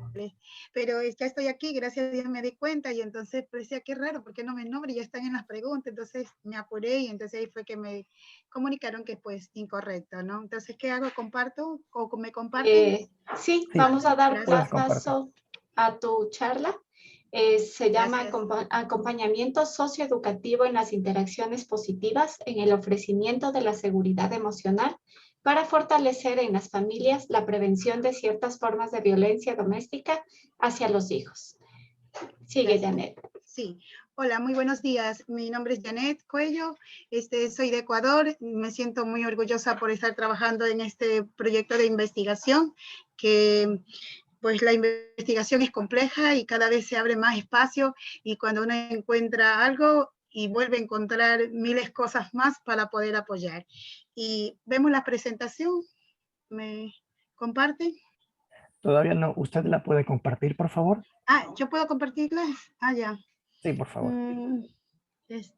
¿Cómo? A ver, ¿qué hago? Compartir. ¿Cómo comparto? Uy, Ahí, me va a tomar la ahí lección. está. Espérenme.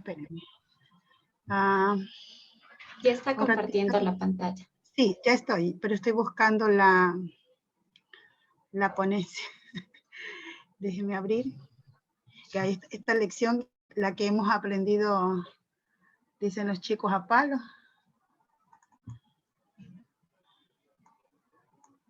Estoy abriendo. Un momento. Ahí se puede ver. No, todavía Comparto no lo nuevamente. vemos. Ya, aquí comparto. Ahí se ve. ¿Correcto? Sí, Ahí está. ahora sí ya se ve. Gracias. Póngale, Este por favor, el tema, modo de presentación para que ¿mande? salga pantalla completa. Ah, ya, perdón. Ya, correcto. Bueno, este tema sale de nuestro trabajo de investigación como profesional dentro de la rama terapeuta, médica. Trabajo para la Universidad de Guayaquil, en este país tan bonito, nuestro centro del Ecuador. Y estamos buscando hacer mejor vida, ¿no? Y siempre la gente anda buscando la felicidad, pero la felicidad es efímera. Y cuando se trabaja con este acompañamiento, como lo dice la educación, que es lo que nos mejora la calidad de vida, nos hace eficientes, nos libera dentro de ese problema, pero el acompañamiento siempre va con esta construcción de la interacción del social, positiva, que ofrece también la estabilidad emocional para fortalecer en el contexto familiar, escolar, de salud, afectivo, social, político, económico, porque es un aprendizaje integrador. Y así va a poder evitar el cuestionamiento, va a poder evitar esa ruptura, esas brechas que se expanden y que se puede integrar. Y la integración pues va enfocada dentro de ese punto afectivo, como lo menciona la UNESCO, con la relación social y afectiva, que es su parámetro global. Ese contexto que se enfoca a la niñez, este trabajo está enfocado a la infancia, a la educación inicial, donde el docente abre ese camino frente a esa situación, para que en la vida uno tenga esa conducta, diríamos ejemplar, o esa conducta sumada más las reglas, pues se trabaja desde la infancia, de ese desarrollo infantil, de ese hábito, de esa costumbre dentro de esa cultura y de esas creencias, pero que se va haciendo un moldeamiento a través de las teorías y de los enfoques de los grandes autores como Piaget, como Vygotsky, como Chomsky y como Albert Bandura, que fomentaron dentro de este enfoque relacional socioafectivo y intercultural. Pero dentro de esas capacidades que nosotros desarrollamos durante toda la infancia y nos convertimos en adultos para poder canalizar este entorno natural que brinda la construcción de nuestro pensamiento, pues estos enfoques de interacción positiva son estrategias que se suman a ese desarrollo de esas capacidades básicas y esas capacidades ejecutivas superiores. Y todo está ahí en el cerebro. 3 cosas que debemos cuidar: mente, cuerpo y alma. Pero para hacer ese trabajo de acompañamiento socioeducativo y principalmente hacer la intervención emocional del individuo, pues se trabaja a temprana edad.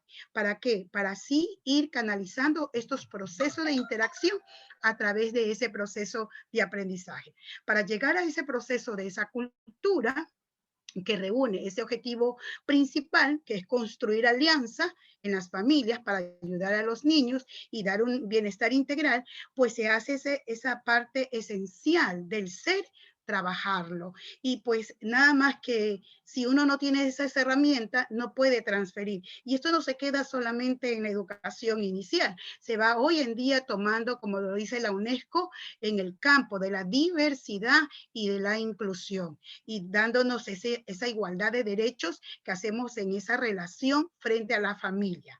Eso es las capacidades que podemos lograr, porque estas capacidades son innatas y las habilidades son las que se aprenden. Y a veces nos puede suceder esa cohesión de buscar igualdad de derechos y a veces no tenemos esa habilidad.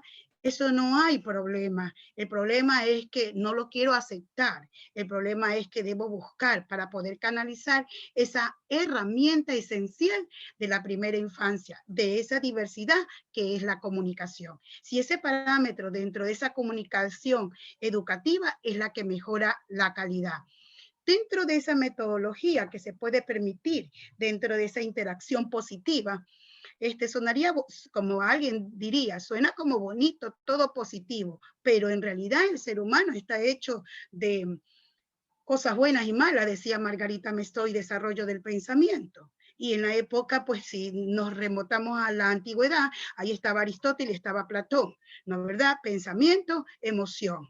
Y ahí están, en el enlace de ese conjunto de redes cerebrales donde puede manejar ese sistema, interactuar de esa energía para poder controlar que esa conducta. Entonces, a temprana edad se trabaja el temperamento, el comportamiento, para tener la autonomía de esa conducta, de ese niño, de ese ser que se quiere lograr. Si esos procesos de interacción van positivamente, acorde a las necesidades de los niños y del entorno, entonces nuestra sociedad puede sumar a eso que se llama global. Pero si solamente estamos preocupados por enseñar, realmente ahí la magia no existe, porque los saberes se forman hoy en día y la ley está involucrada con la convivencia armónica. Y esa convivencia armónica suma ese saber saber, ese saber hacer, ese saber convivir y ese saber sentir. Ese control donde va a surgir esa estrategia, esos procesos, pues se relaciona con la parte activa. Y uno de los canales principales aquí que maneja dentro de este proceso de interacción es la comunicación. Y cosas que a veces nos pasa, es más fácil enojarnos, es más fácil gritar, es más fácil corporalmente y gestualmente manifestarnos que hablar de lo que sentimos, el sentir. Y como Piaget decía, Vygotsky, ¿no verdad? Vygotsky y Bandura hablan de la intercultural y la parte social. Y Piaget, Vygotsky se fortalecía en Piaget porque Piaget decía que era el constructivismo y se reflejaba que el aquí y el ahora. Y el aquí y el ahora es lo que me permite poder tener esa interacción positiva para dar solución a lo que queremos. ¿Y qué es esa solución? Ser mediadora. Pero para ser mediadora, canales de comunicación, mente, cuerpo y alma, se deben ser conectores, porque nosotros tenemos que trabajar con la realidad. Si nosotros somos ese ejemplo a seguir en esa comunidad y en esa sociedad, el mundo es otro. Ahí está esa perspectiva que busca con el diálogo, con el análisis, con el contexto ecológico, porque nuestra universidad trabaja con el contexto ecológico es una filosofía humanística, y quien trabaja con esa filosofía humanística, pues revisa todos esos aspectos integrales del ser y que está propenso a esos cambios. También, como decía Alberto Bandura, respuesta y error. Respuesta, tengo que tenerla, claro que sí, pero si ese error es consecutivo, pues yo puedo medir cuánto puedo dar para poder ir mejorando esa calidad. Y esto nos invita a llevar a la educación actividades de atención donde nosotros damos prioridad. No es que queremos involucrarnos, como quien dice, darle resuelto la vida a los demás, no, sino enseñar herramientas que a través de nuestro cerebro nosotros podemos generar ese cambio de vida y sacar ese cheat de creencias y culturas que a veces de una u otra manera nos han activado. Y decir como esas creencias, porque por ejemplo en nuestro país, que es Ecuador, dice, aunque mate, pegue, marido es. Y ahí te tienes que dar. Entonces se crea la violencia. El niño observa. Recuerde que el niño pues es a través de imitación, a través de esa observación, como lo dice Bandura, entonces que habla de ese tipo de aprendizaje donde se puede desarrollar hábitos saludables, familiares, y evitar este conflicto para ser mediadora y que podamos tener herramientas para vivir grupalmente. Disculpa, y Janet, convivencia nos queda un minuto. individual. Gracias. Y así lograr ese protagonista dentro de ese diseño metodológico, saber las participaciones, tiene que estar con sustento, ¿verdad? Teórico, con sustento afectivo, con sustento social, cultural, y para hacer esa participación de esa intervención de pautas necesarias de acuerdo a las necesidades y del contexto que se refiere a ese enfoque que se quiere trabajar. Y esos resultados van a dar una perspectiva de apoyo dentro de estas herramientas a donde se puede analizar las necesidades a través que lo hemos hecho de encuestas, de entrevistas, hemos ido a las zonas que hemos trabajado con el campo de trabajo y nos ha hecho un acompañamiento para mejorar la calidad de vida de los programas escolares que nosotros tenemos. Y así tenemos una campaña de calidad de acompañamiento hacia la infancia y hacer la prevención de cierta forma hacia la violencia doméstica, porque esta prevención es detener la violencia antes que ocurra también, y entonces así evitar. Mejorar la calidad de vida no es decir pórtate bien, sino descubrir cómo lo puedo hacer, para qué lo puedo hacer y cómo generar esa riqueza armónica de ese ser. Gracias. Muchas gracias, Janet, por tu participación. Bueno, en este momento vamos a retomar la sección de las preguntas. Si hay alguien que tenga una pregunta para Janet, por favor que la coloque en el chat y poder darla después de estas preguntas previas. Vamos a ir con la pregunta para Lucía. Lucía, en época de pandemia y post-pandemia, de acuerdo a su estudio, ¿en qué medida se ha detectado y atendido la prevalencia de ciertas alteraciones mentales como depresión en relación a una adecuada salud mental? Bueno, no sé qué compañera o compañero hizo la pregunta. Bueno, primero precisar que el trabajo de campo que yo hacía en psiquiátrico era prepandemia, después con la pandemia no lo hice más. No estoy en el ámbito biomédico en sentido estricto, tengo una formación que viene del área, pero me fui a los estudios de género, así que no podría hablarte de algo aplicado en términos concretos, medios a nivel mundial, pero sí de manera local te puedo decir que cuando me refería a mente corporizada, tiene mucho que ver en cómo vivimos y transitamos las personas que tuvimos COVID, las personas que no, y con el miedo, el peligro de enfermar y el peligro de morir. Y en ese sentido sí hay estudios locales y algo sé de eso, por lo menos, no sé, en América Latina en general, te puedo hablar de México, de Ciudad de México específicamente, que hubo lo que pasa siempre en todos los problemas de emergencia sanitaria y sociales, que las mujeres sí son las que cuidamos, las que tenemos a cargo personas de infancias, adolescencias o personas que llamamos de la tercera edad, y somos las personas que no nos podemos enfermar. Y esto tiene mucho que ver en cuánto tardamos en acceder a una consulta médica y en sostener un tratamiento médico, y esto sí está estudiado y sobre todo tiene que ver con enfermedades crónicas que también padecen las mujeres cuidadoras, y es que ¿quién nos cuida a nosotras? Es el gran lema, ¿no? Y eso sí impacta de una manera directa en el estado anímico y emocional. Por eso cuando decía que los síntomas de la depresión están generizados, tienen mucho que ver con qué personas, con qué cuerpos, si me refiero a los feminizados, van a asociar ciertas características de su estado de ánimo con los llamados padecimientos mentales. Es mucho más fácil para una mujer vivirse depresiva que para un varón por los síntomas que implican, ¿no? Por lo que está en juego el criterio de depresión y cómo ahí tenemos que cuestionar y problematizar la idea de virilidad y de masculinidad.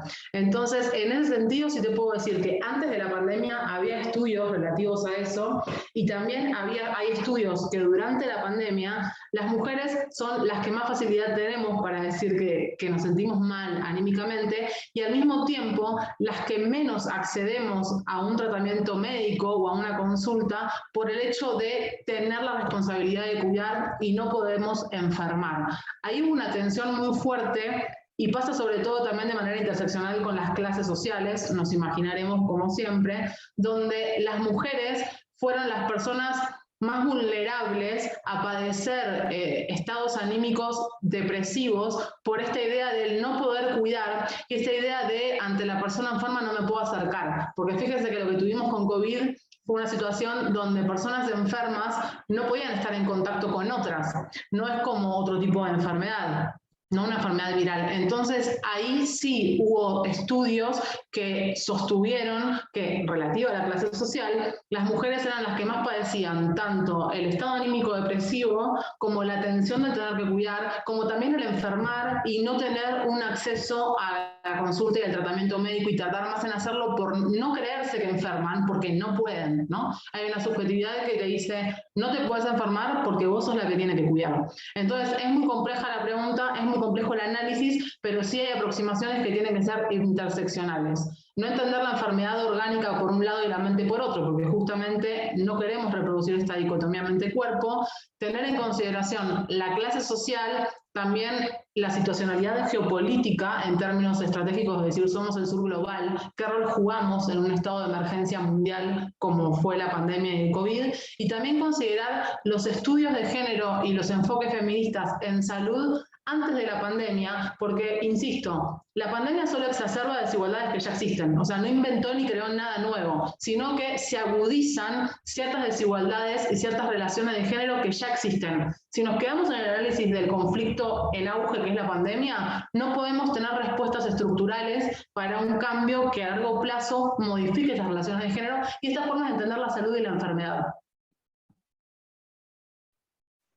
Sí, de acuerdo, hay unas complejidades ahí muy grandes y como tú dices, la pandemia solo vino a exacerbar las cosas que ya estaban desiguales, ¿no? No sé si Ana Lucía, ¿tú tienes algún comentario sobre esto? Sí, muchísimas gracias. Justo estaba escuchando muy atentamente lo que decía Lucía y un poco también para complementar la respuesta a esta pregunta. Es muy cierto la falta del enfoque de género en la salud en general. En la salud mental es como muy específico, pero por ejemplo hay unas cosas interesantes con respecto a los accesos a los servicios de salud que están diversificados por el género. Entonces, por ejemplo, en términos de la salud cardiovascular, que suele ser también otro de los pilares, digamos, de las atenciones, tenemos mayor atención o mayor acceso de parte de las mujeres, porque en las mujeres recae, como bien decía Lucía, la responsabilidad de cuidar y son las que como están pendientes de voy a llevar a mis hijos al médico, voy a llevar a mis papás, voy a llevar a mis hermanos y en ese momento de alguna manera acceden también a la atención, lo que no pasa en el caso de los hombres.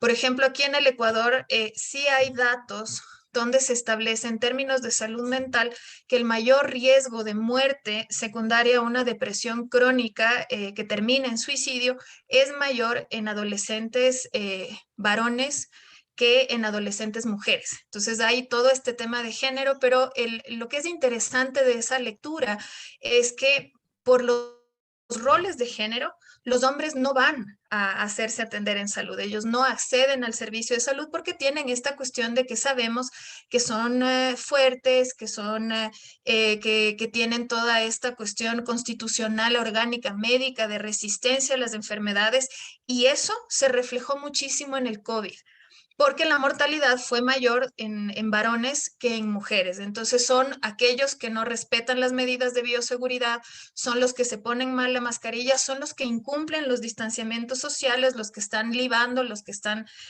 incumpliendo. Entonces, en términos de los enfoques de género en salud, ¿no es cierto? Tal vez tenemos más datos en salud mental y se piensa que hay como una prevalencia, lo que tú decías, Lucía, la lectura de la evidencia también tiene un sesgo de género, ¿no? Entonces, por supuesto, si nosotros tendemos a leer los datos y nos dicen, no, sí, las mujeres son las que tienen mayor prevalencia en términos de salud mental, no necesariamente porque sea el reflejo de lo que estamos viendo, sino porque son los datos que tenemos disponibles.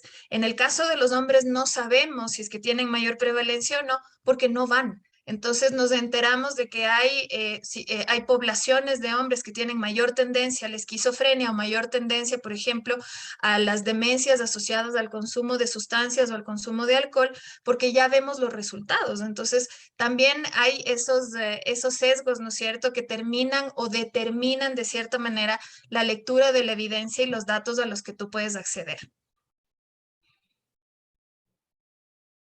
Lucía, ¿tú querías aportar algo? Sí, bueno, completamente de acuerdo, Ana Lucía, solo también para complementar esto que decía, que sí. Se desactivó tu audio, Lucía. Perdón, hablan del sesgo diagnóstico y justamente tiene que ver con esta idea de que ante una misma sintomatología entre varón y mujer, ¿no? Sintomatología asociada a la depresión, la profesional o el profesional de la salud va a tener una mayor facilidad para diagnosticar depresión a este cuerpo feminizado, que es una mujer, que al varón, porque justamente también en ese sesgo diagnóstico está atravesado el discurso biomédico por el discurso normativo de los estereotipos de género, que no está exento este discurso biomédico justo de lo que hablaba Lucía, de este sesgo diagnóstico. Y también es interesante ver que estudios que visibilizan este tipo de sesgos han propuesto que si se tomarían otros síntomas más propios de lo masculino, como depresión, que tiene que ver con abuso de sustancias, etcétera, se diluirían las prevalencias. Es decir, lo que hay para sostener las prevalencias está basado en el sesgo diagnóstico de este que hablaba Ana Lucía.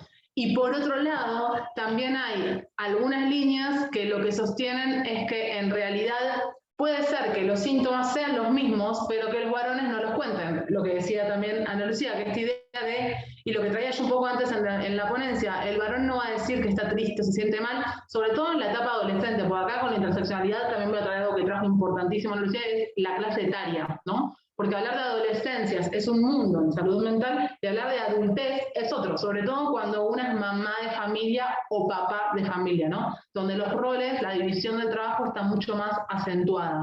Y solo para terminar, es súper interesante lo que habla del sistema cardiovascular, a mí particularmente me interesa, esto es una pregunta para Ana Lucía, pero por ahí después porque me voy del formato. Pero creo que también, no sé si estará de acuerdo, hubo un giro en la atención cardiovascular a la mujer, sobre todo desde los 90, porque hubo mucho hincapié en la salud de las mujeres asociada a la sintomatología del infarto de miocardio como típicamente masculino, el diagnóstico de la idea del dolor de pecho y el dolor de brazo. Entonces hubo una fuerte movida de mujeres médicas que lo que visibilizaron es que los síntomas de las mujeres son otros y no silenciosos, ¿no? Porque esta idea también del síntoma silencioso de la mujer que no habla, pero que también está atravesado por las normativas de género. Y esto es una anécdota breve que viene a colación, y es que en un ámbito, como estaba dando una charla en un contexto médico, una chica me decía, claro, el problema también es que las mujeres viven su síntoma de manera diferente, porque si les duele el pecho, porque no es que todas las mujeres van a tener tipo de síntoma y todos los varones otro, o sea, tampoco es así, tan dimórfico y dicotómico no existe en la vida real. Pero lo que pasa si a una mujer le duele el pecho es que puede decir, tengo angustia, algo que obviamente el varón nunca va a decir, si le duele el pecho, y lo va a asociar a un preinfarto. Entonces, ahí también tenemos cómo desde las subjetividades generalizadas vivimos lo que llamamos síntomas o criterios también diagnósticos del profesional y la profesional de salud. Ana Lucía. Sí, totalmente. Este movimiento al que hace referencia Lucía aparece muchísimo en como las primeras aventuras de los estudios de género en salud, pero no pensarlo solamente desde el tema cualitativo, sino irse directamente a los datos duros.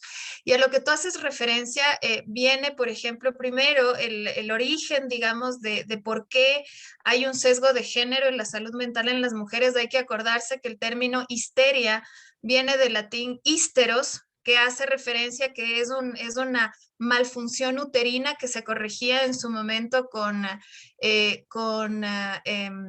dildos, ¿no? Con vibradores. Viene más o menos de por ahí, pero con el tema cardiovascular y un poco para ponerles en contexto con el tema de la medicina, como pasa en muchas de las cosas, todos los textos y toda la fisiopatología, que es la forma como entendemos a la enfermedad, están basados en el cuerpo masculino. Por lo tanto, uno de los principales resultados de estos estudios a los que hace referencia Lucía, no solamente te dice que la sintomatología y la vivencia de la enfermedad es distinta, pero además de eso, que las mujeres tienen una suerte de resistencia o de plasticidad vascular que hace que en el caso de los daños cardiovasculares no sean fulminantes, como es el caso de los varones.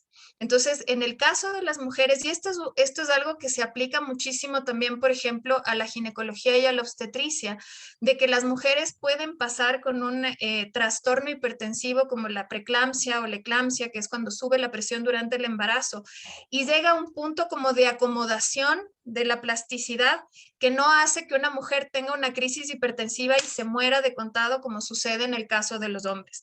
Y eso sustenta mucho, por ejemplo, las teorías del feminismo de la diferencia. Entonces, decir que sí, es cierto, puede ser que el género sea todo este componente biopsicosocial que no necesariamente está determinado por la biología, pero hay algunas situaciones en las cuales hay una diferencia biológica importante y esto se puede ver cuando se estudia desde el género las cuestiones biológicas, como lo que pasa, qué pasa con la resistencia o qué pasa con la respuesta que pueden tener los cuerpos femeninos ante enfermedades que siempre han sido vistas desde lo masculino, ¿no? Y el tema de lo cardiovascular y el tema de la salud mental está totalmente feminizada, ¿no es cierto? A pensar que hay cosas como las que tú decías, Lucía, un hombre jamás te va a decir que está triste, que está angustiado, ¿no es cierto? Que se siente perdido, porque estos son síntomas que se asocian muchísimo más a la mujer y eso tiene un sesgo de género histórico, pero con el tema de lo cardiovascular,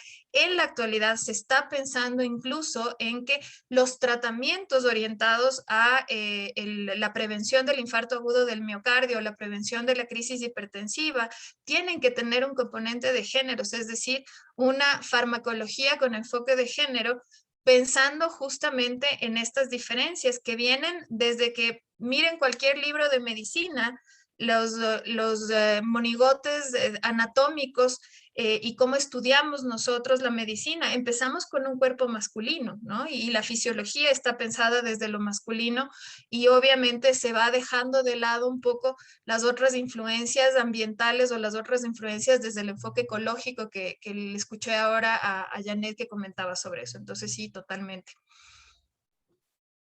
Sí, y Ana Lucía, justamente siguiendo con esto que acabas de decir, ahí tenemos una pregunta relacionada. Dice, quisiera conocer su criterio personal como madre y profesional. ¿Estaría de acuerdo que los niños desde sus primeros años de escolaridad reciban información sobre las diferentes preferencias sexuales a fin de que vean como normal el matrimonio o unión igualitario? Totalmente, o sea, bueno, primero me parece súper chévere que nos demos cuenta cómo asumimos que las mujeres somos madres, coincide que sí soy mamá, pero yo creo que en ese sentido es súper importante como una herramienta de sensibilización y una herramienta de prevención. Es decir, si no nos preocupa que tengamos todo este bombardeo de información que genera situaciones de violencia, que genera la homofobia, que genera la transfobia, ¿no es cierto? Si eso no nos preocupa, estamos en problemas. Entonces, obviamente, cuando hablamos de la transversalización del enfoque de género, como les decía, la transversalización del género es, yo diría, una de las estrategias más nobles, indoloras, si se quiere, para los sistemas de salud, donde no solamente conseguimos la transformación de los patrones socioculturales, por ejemplo, pensarnos, no sé si pasa para quienes nos visitan de otros países, pero aquí nosotros tenemos un fuerte direccionamiento cultural hacia lo masculino y lo femenino como dos cuestiones contrapuestas, ¿no? Entonces uno ve, por ejemplo, las propagandas de juguetes y vemos las vallas rosadas con una cocina donde está la niña. Y vemos las vallas azules de una construcción donde está el niño. Entonces, luego nos preguntamos por qué las mujeres tienen más tendencia a profesiones relacionadas con el cuidado, que lo veíamos en la primera exposición, ¿no es cierto? En la exposición de Camila, donde decía, ¿por qué las mujeres publican más sobre cuestiones del cuidado, de músculo esquelético, y no están publicando sobre ciencias duras o no están publicando sobre neurología? De ahí viene. Es decir, el origen empieza de que nosotros construimos los roles de género desde ese momento. Cuando una va, ¿no es cierto? El otro día yo ponía un ejemplo en el Facebook y decía, yo compré los huevitos Kinder, ¿no? Entonces ahora los huevitos Kinder vienen separados por género. Entonces tienes un huevito Kinder rosado que tiene los juguetes para las niñas y tienes un huevito Kinder azul que tiene los juguetes para los niños. Yo soy mamá de 2 varones y una niña. Entonces cuando yo fui a comprar los huevitos, para mí era un problema decir, bueno, les llevo los rosados, les llevo los azules, pero yo tenía la dicotomía del género establecida ya desde los roles. Y decidí hacer un mini experimento y dije, no, les voy a llevar los rosados.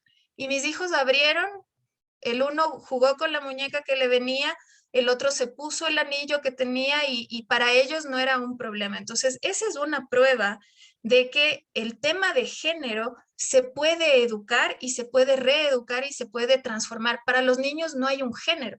Es algo que nosotros le ponemos y que la sociedad establece ya desde un inicio. Entonces, la transversalización de género puede ser tan temprana como en la educación preescolar, como en la casa, ¿no es cierto? Con los roles, con las actividades, con esta cuestión de no reproducir esos patrones de género, de que las niñas son las que lavan los platos y los niños son los que se sientan en la mesa y esperan a que les sirvan, ¿no? Es decir, es tan sensible como en ese punto para ver lo que queremos hacer y el tema es si es que nos preocupa la naturalización, por ejemplo, del matrimonio igualitario.